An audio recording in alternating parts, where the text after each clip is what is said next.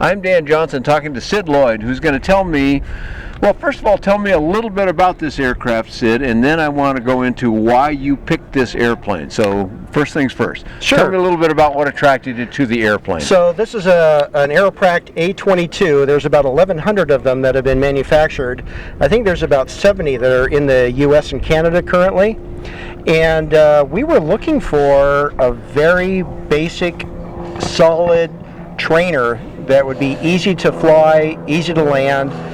For our students, we run a flight school up in Cottonwood. You run a flight school. Yeah, now, you are Kestrel Aviation, I tell. That's right. Because you have it on your shirt and on your hat. So you run a flight school here in Arizona. Yes. Okay. I'm a light sport repairman, so we have a light sport center in Cottonwood, Arizona that covers instruction, maintenance, service, repair, and sales as well. Okay. So with that perspective then, Sid, you went out shopping, I'll say, and you came across this aircraft. Tell me where and how you discovered that this might be the one for you. So we were looking for a new basic trainer, and we went to AirVenture 2018. My wife and I went out there, and with the intended purpose, the specific purpose of finding a new basic trainer. So we wanted something that was really easy for people to transition to, easy to learn, and so we went out, looked at all the light sport aircraft that were available, and everything is at Oshkosh, like you know.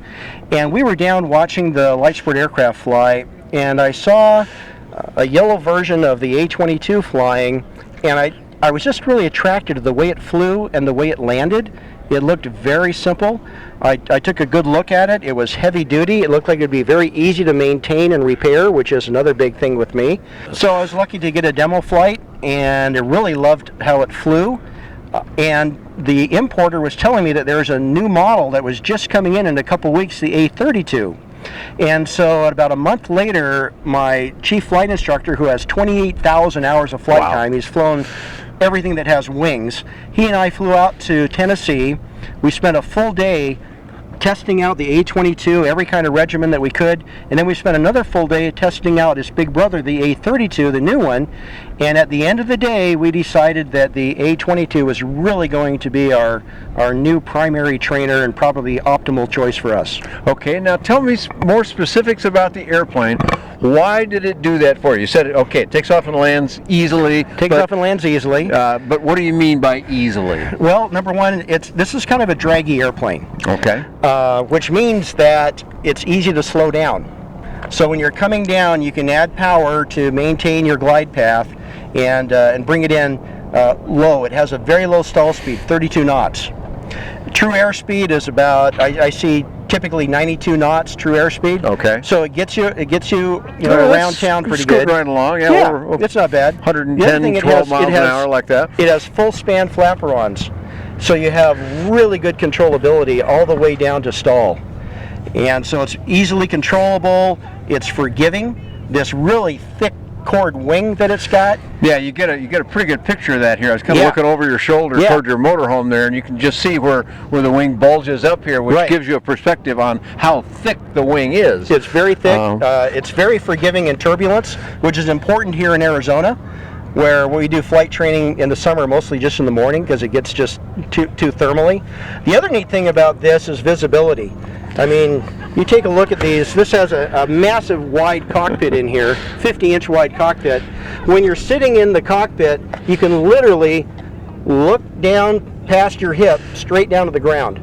This would make an excellent search airplane. Without looking out of the aircraft. And so, just to make sure the camera gets that, you can see here, probably the camera can pick up on the amount of curvature in that acrylic right there, but I've always called this the see-through airplane because not just right here, but in the back as well, in the front, on the top. I mean, you can see out of this thing in every direction. I mean, if you had a rear view mirror here, you could look at traffic on your 6. But you could pretty much do that anyway, I think. But just as important for a flight school is not only the ease of flight, but it's also ease of repair. I had just done an annual on another light sport aircraft before we took delivery of this airplane, and it was one of the hardest annuals I'd ever done. Why is that? You had to unscrew so many panels just because of how much you had to take apart. And to get inside stuff and reach stuff, it was really hard. I mean, just to lubricate rod ends and things like that. Okay. We got this one in, and I did a 100-hour condition inspection just because we got it and I wanted to make sure everything was fine. Easiest airplane I've ever done. And in some of the trainer aircraft we've used, we've had problems with gear legs. I mean, you know, students hit and they hit hard sometimes, right?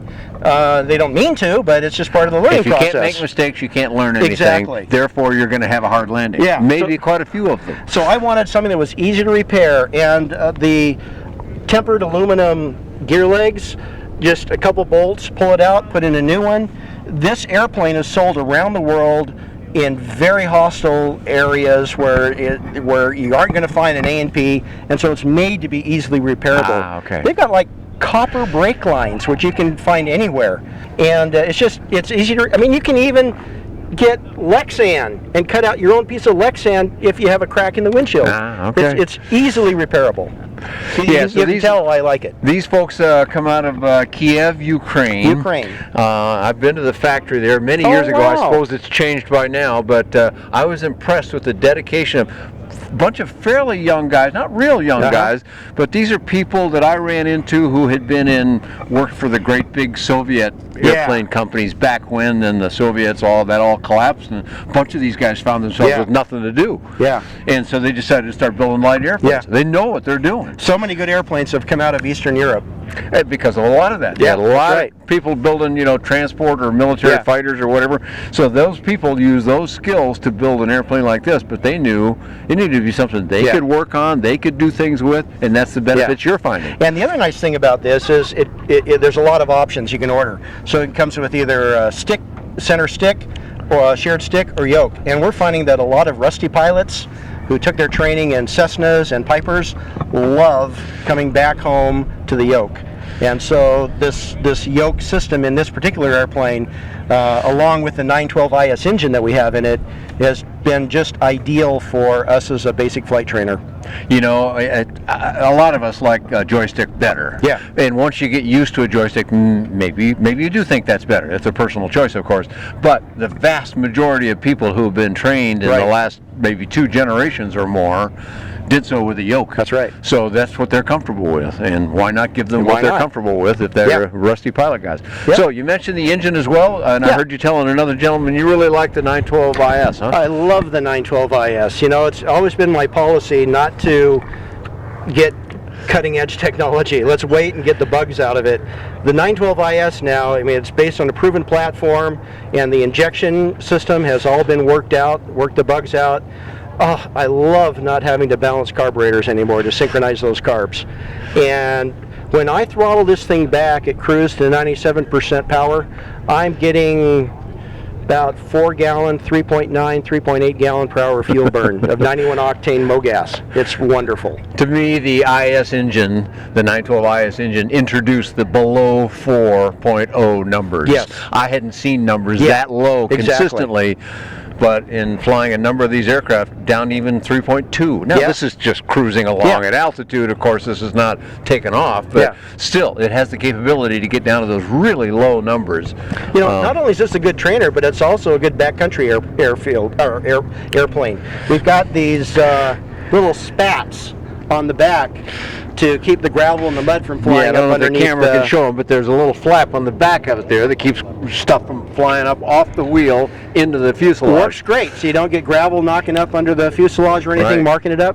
And with a 32 knot stall speed, you can land this thing well under 100 meters and sometimes like 50 meters. It's amazing. That's a pretty short takeoff and landing. Okay, so with 30 gallons of fuel, with that low of a fuel burn, you can have full fuel, 2 really big, almost double FAA standard size, people in it, and baggage, and away you go. It's a great airplane. Now you got one little piece of equipment here that I got to point out. I don't know if the camera even sees that. So sort of like an inside windscreen, only it's not a windscreen at all. Tell me what that is. I think I know what it is. Yeah, that's kind of a little personal project integration project that I did with the importer's permission.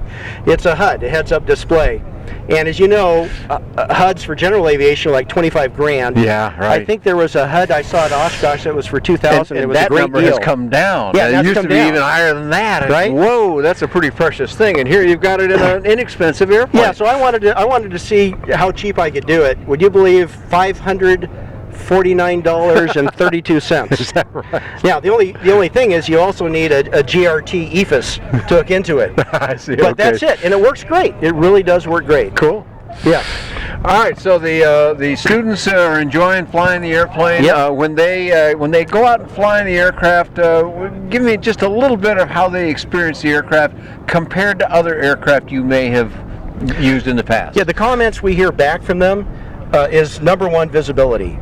You know, we're in the Sedona area with the beautiful red rocks of Sedona. They love the visibility. They love the visibility because you can just see the panoramic views that this airplane provides. And so a lot of our students, after they become pilots, they continue to rent from us. Ah, okay. And they'll go up to the Grand Canyon. Oh. And with that visibility, they love that. Yeah, so imagine that. Here we are in Arizona, the home of the Grand Canyon. That's right. Imagine flying this thing with that kind of visibility that you can see here and checking out that piece of rock that's in the hole in the ground that the Grand Canyon is. So that must be pretty spectacular. Yes, that's probably a number one comment. Number two, they like the room inside. Number three, when they do weight and balance, they don't have to worry that they're going to be over gross like some other aircraft. And number four is the ease of landing. I find it is very, very easy to land. All right. Well, thanks for ticking those numbers off for us. For folks that said, well, you know what, I'd like to go out to Arizona in the winter months, or maybe I live out west, or I've just been looking for a flight school and I can't find one near me. Yeah. I don't know if this is near everybody, but tell me a little bit about how we find you on the web, Sid, so that people could come and check out this airplane. You bet. Just go to flyverde, FLYVERDE.com. And that has all the information. We have a lot of people who come out on vacation and get checked out. It takes like 1 to 2 hours to get checked out, who are already pilots, and then rent the airplane and go up to the Grand Canyon and check it out. There you go. Now, if that doesn't sound like an invitation, folks, you haven't been paying attention. That's right. That sounds pretty cool to me. Thanks for talking to us here today. You can find more about the Aeroprakt line and all kinds of the light sport and sport pilot kit aircraft out there on buydanjohnson.com. Thanks for joining Sid Lloyd and myself here at Copper State Buckeye Airfare. You bet.